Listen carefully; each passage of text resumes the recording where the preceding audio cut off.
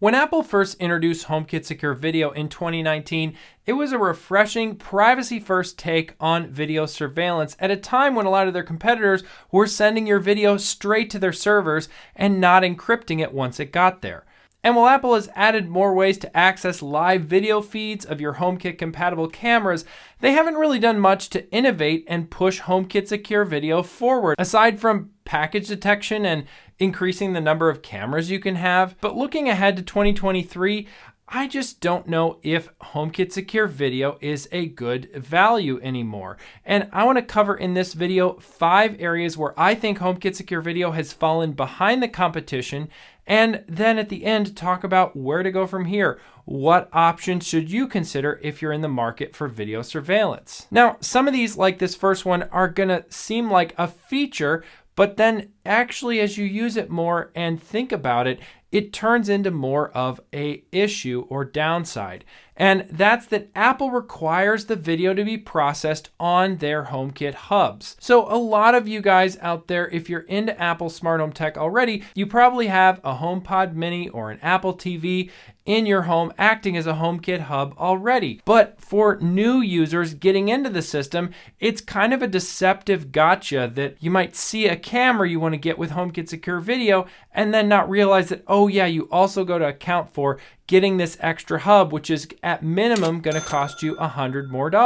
And as processors get smaller and cheaper and faster, I think it's going to make more and more sense to put the image processing on the camera instead of at the hub. Because right now, if the data from the video feed has to go from the camera out to your HomeKit hub, that's better than sending it all the way up to a server, but it's still added latency in detecting any images. And the Wirecutter in their review of HomeKit Secure Video saw a bunch of issues with lack of detection of motion events. And I've seen this on a number of my cameras as well. And the reality is it's tough for a lot of consumers to know when their camera is not picking up motion, because if you're away from home, you don't see the motion and you don't see the clip in your history. You don't know if your camera is not picking up events and where it's missing. And that leads me to my second reason, which is that HomeKit Secure Video doesn't have any continuous video recording options. A common solution in a lot of camera systems to the fact that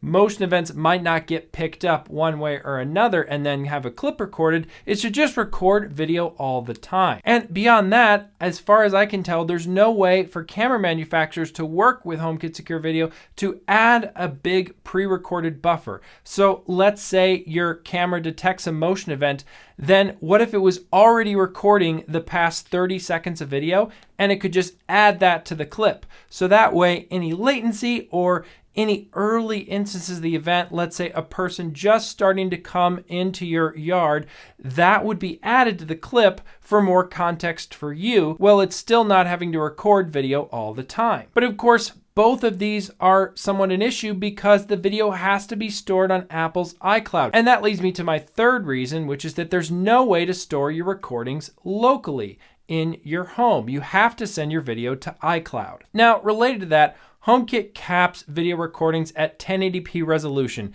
And on the surface, 1080p is still a lot of pixels. All of TV these days here in the US is still basically at 1080p, and you probably watch a lot of 1080p video on YouTube without even knowing it, even if the creator made the content in 4K. But one of the challenges with video that's uploaded to the internet is that it has a lot of what's called video compression applied, and that means you get artifacts and you lose some of the finer, sharper details in the image. Now, all video is compressed, but when video has to be compressed to upload to things like iCloud or YouTube or other online services, you lose a lot of that quality. So a way that a lot of video surveillance companies have compensated for this is by increasing the resolution or the number of pixels the camera has to work with. So it's a 2K camera or even a 4K camera. So it has up to 2 times the pixels of a 1080p image. And that means that even if it's highly compressed video,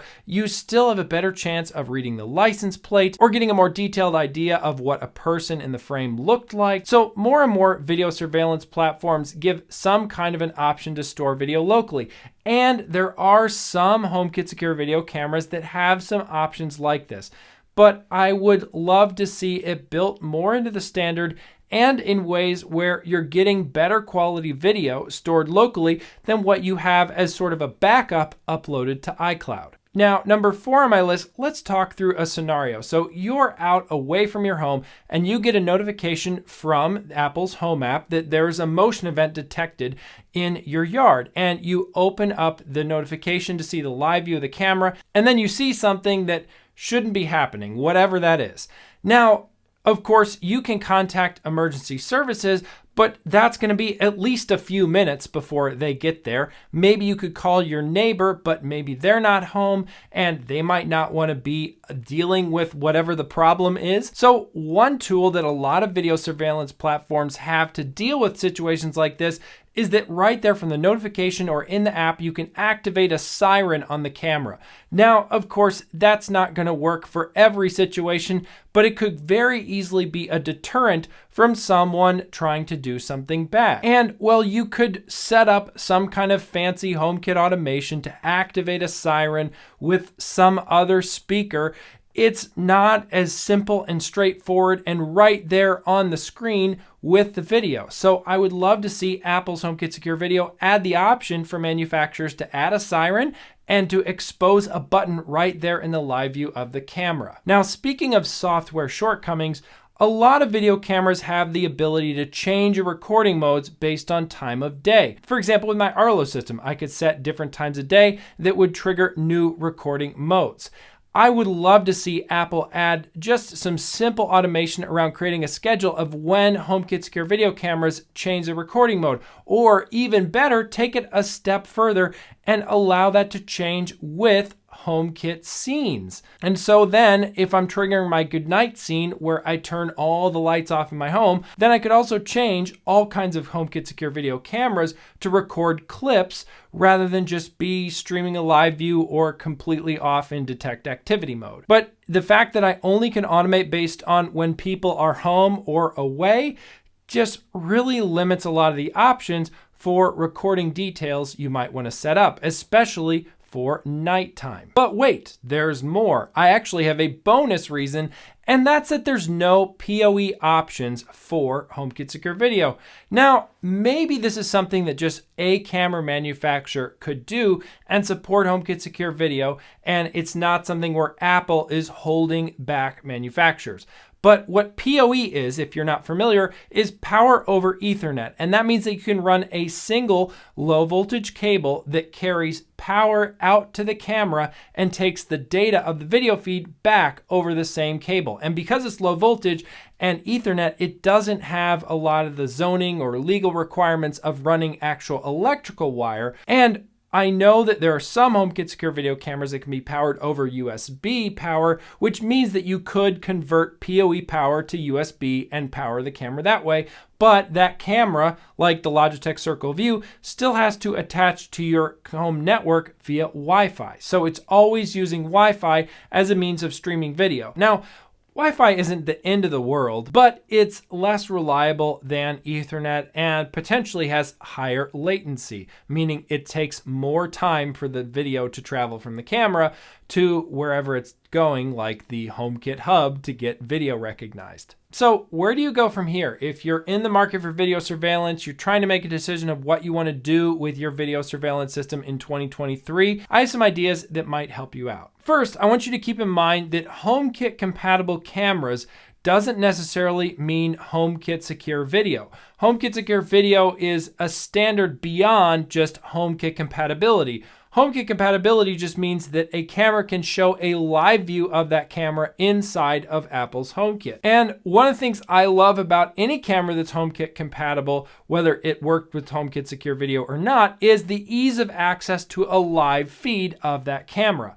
And that can be really nice for peace of mind. For example, I have a HomeKit camera in my utility room here in my basement. So that way, if a leak sensor in that room picks up a water leak and I get an alert while I'm away, which actually happened and I didn't have a camera there, now in the future, I can look at that live view of that room and get a sense of, is this just a little bit of water on the floor from my humidifier, or did the bottom of my hot water heater fall out and I have a really big problem? And the same can be said for cameras pointing outside to know if, as the big storm came through your area last night, did the tree in your front yard fall over or not? And well, yes, you can get motion events about some of those things, and cameras should push notifications to you.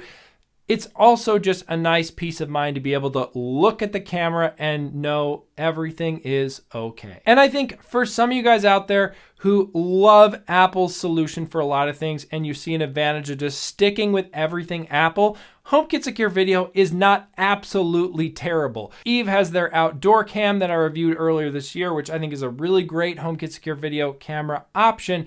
But for me, what I use in my home, and subscribe if you want to see a review on this soon, are the Ubiquiti Unify Protect cameras and that whole system to go alongside my Ubiquiti Wi-Fi. And I also have my eye on Railink and some other PoE camera systems. But one of the downsides of a lot of these camera systems is that the setup and maintenance of them is more involved than a lot of other camera systems. So they're really meant for when you want to get very nerdy and detailed about your video, and not just a brain dead, quick and easy setup that doesn't take much work to maintain. I think Arlo and Nest both have pretty good camera systems overall. One of the downsides is both of them stream video to their server, and then you have to pay a subscription for that. But their image detection is very good, and they require very little maintenance. And actually, even though I have 2 HomeKit Secure Video doorbells sitting in my home that I can have on my front door at no additional cost to me, I still put back on my Nest video doorbell earlier this summer, and that's what I use as my video doorbell. And I do connect that for a live view in the Home app with the Starling Home Hub, and I made a video previously on that on this channel. And I think in general, I'm really hopeful that 2023 will bring some more developments in the video surveillance space and some new products and new options. So if you're not dying to get a new camera system, I might hold off if I were you and wait and see what comes in 2023. Thanks again so much for watching, and I'll see you in the next one.